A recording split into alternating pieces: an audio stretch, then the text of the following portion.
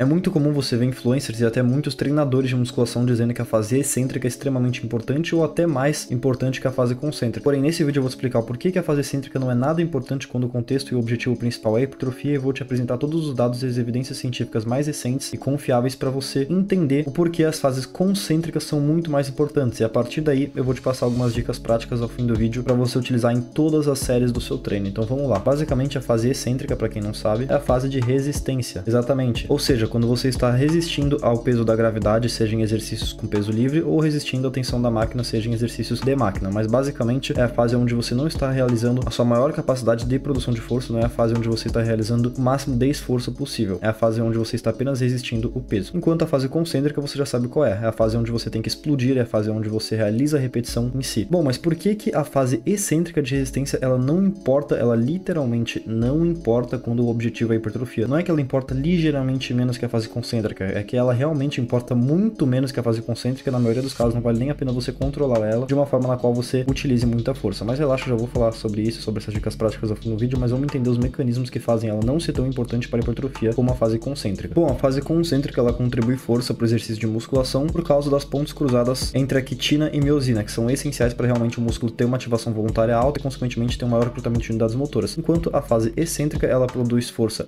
também pelas pontes cruzadas entre a quitina e miosina, mas também pela tensão passiva gerada pela proteína titina, que é outra proteína extremamente essencial para os nossos músculos. Bom, mas vamos lá, eu vou trazer esse estudo aqui para vocês. Bom, vamos lá. O que esse estudo diz pra gente? Basicamente, a fase excêntrica, exatamente a fase de resistência, ela é capaz de gerar 1,8 a 1,9 vezes mais força do que a fase concêntrica. Exatamente, você é mais forte na fase excêntrica do que na fase concêntrica. Mas por que isso é algo negativo e não positivo num contexto de hipertrofia? Vamos imaginar que você realiza um supino com 100 kg para determinada quantidade de repetições X. Aí você consegue, vamos imaginar que você realiza 5, 8 repetições, não importa. Porém, como você é 1,8 a 1,9 vezes mais forte na fase excêntrica do que na concêntrica, significaria que na fase excêntrica você conseguiria tranquilamente aguentar de 180 a 190 kg no supino. O porquê que isso é ruim para a hipertrofia? Simplesmente porque você está limitando a quantidade de fibras musculares a serem ativadas e, consequentemente, trabalhando com as fibras musculares de baixo limiar, porque os primeiros 30% de um determinado conjunto de fibras musculares representam aquelas fibras musculares de baixo limiar. Ficando de uma forma leiga para você entender rapidamente, esses primeiros 30% de um conjunto de fibras musculares já cresceram em sua máxima capacidade simplesmente porque eles são utilizados para atividades do cotidiano. Então é exatamente isso que você escutou. Os primeiros 30% dos conjuntos de fibras musculares, eles já cresceram ou praticamente já cresceram em sua maior capacidade simplesmente porque elas representam aquelas fibras que são utilizadas em atividades cotidianas. Dito que a fase excêntrica ela tem 50% a menos de ativação das fibras musculares do que a fase concêntrica, com um cálculo aritmético, exatamente, não é uma estimativa, não é uma especulação, é basicamente um cálculo aritmético, podemos chegar em conclusão que as fibras musculares ativadas na fase excêntrica é menor do que 30%, exatamente. Isso significa que na fase excêntrica de um exercício você estará trabalhando com fibras musculares na qual já cresceram em sua maior capacidade e simplesmente aquelas fibras musculares de baixo limiar, o que não acontece na fase concêntrica, onde você realmente consegue ter uma ativação muscular absurda e um melhor recrutamento de unidades motoras para todas as fibras musculares possíveis. Então é isso, ativação muscular significa a quantidade de fibras musculares a serem ativadas naquele exercício, e quanto maior a ativação das fibras musculares em um determinado exercício, melhor ele é para a hipertrofia. Claro, inúmeros outros fatores vão importar, como o recrutamento de unidades motoras, a fadiga periférica e central gerada naquele exercício, enfim, tem inúmeros outros fatores. Bom, agora eu acabei de explicar os mecanismos que fazem com que a fase excêntrica não seja tão importante para a hipertrofia. Claro, tem vários outros mecanismos que podem influenciar ligeiramente, mas esse aqui é o principal. Dito isso, o que deve ser feito? Como utilizar essas informações que eu acabei de passar de uma forma prática? Bom, agora antes de finalizar o vídeo, eu vou te passar algumas dicas práticas bem rapidinho, após você ter recebido a informação de que a fase excêntrica ela é justamente inútil para a hipertrofia. Exatamente, pode dizer que ela é inútil simplesmente porque você tem uma fase concêntrica que é muito superior para a hipertrofia, então por que devemos gastar nossa força, nossa capacidade de produção de força na fase excêntrica se ela não vai recrutar uma alta quantidade de fibras musculares e apenas aquelas de baixo limiar? Então é isso.